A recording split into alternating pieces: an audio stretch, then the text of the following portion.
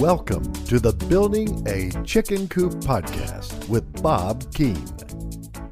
Chicken coop construction. If you're getting ready to start your chicken coop construction, it's vital that you are always keeping in mind some very important tips that are going to make your entire venture that much more successful.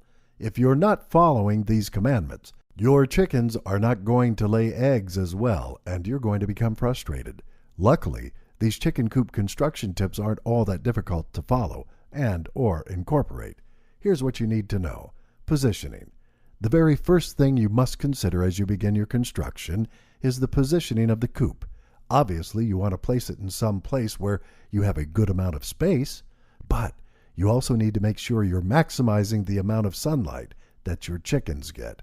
If you don't, they aren't going to lay as many eggs and will not be as happy in the coop. Obviously, in some climates or seasons where there isn't as much natural daylight, you'd be better advised to get some electrical lighting as well, so the chickens aren't in the dark for the vast majority of the day. Size. Next up, you've got to consider the size of the coop you plan to build. If you're not watching this factor, you could wind up with a chicken coop that's not meant to house the number of chickens that you're aiming, and again, you're going to run into problems. Chickens tend to be very picky animals, and when their coop size isn't comfortable, they are going to let you know about it. If you plan on using a mobile chicken coop, keeping it on the smaller size makes life a great deal easier. While if you plan on having a larger coop, then you should also try and find some chicken coop plans that include a run on the side that the chickens can utilize to get exercise and fresh air when they feel like it. Climate and your flooring choice.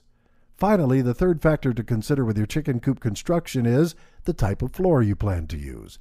Typically, the main three types of chicken coop flooring are sawdust, sand, or dried grass.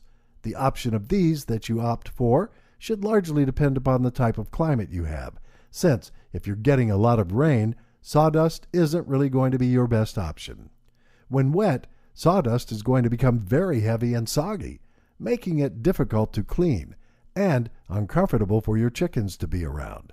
Sand, on the other hand, will drain the water nicely, so it would be a much better option for those with lots of precipitation. So be sure you keep these chicken coop construction tips in mind by factoring in the building process from a variety of angles and help ensure that you're making all the right decisions.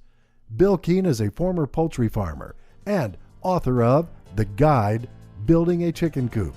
His website, www.buildingachickencoop.com.